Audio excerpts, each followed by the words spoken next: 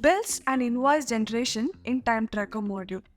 Using Time Tracker module, you'll have an option to generate bills and share it with your clients. However, to do this, clients has to be first added into the system. Once clients are added, you need to assign projects to these particular clients. Only then you will be able to generate a bill for this client against the number of hours you have spent on a particular project. Now let's see how to create a new bill. In order to do that, we need to navigate to Operations, Time Tracker module, where you have this option, Bills and Invoices. Click on Generate Bill. Select for which particular client you are generating this bill. Select a particular duration, and you can make use of any one of these filters, that is employee, projects, jobs, and approval status. If you wish to generate a bill for one particular project, you can select the project name. Once this is done, click on Next. So this is the number of hours that your employees have spent on this particular project that is mapped with this client, which is 0.53 hours. And then we have the rate per hour. You can also include any discount percentage if you want, and you can select the tax percent.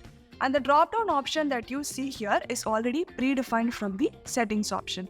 So select a tax if required. And then once everything is done, set a due date, and then finally you can click on the submit button. So now a new bill is generated. If you want this bill to be shared with your client, just click on this email option.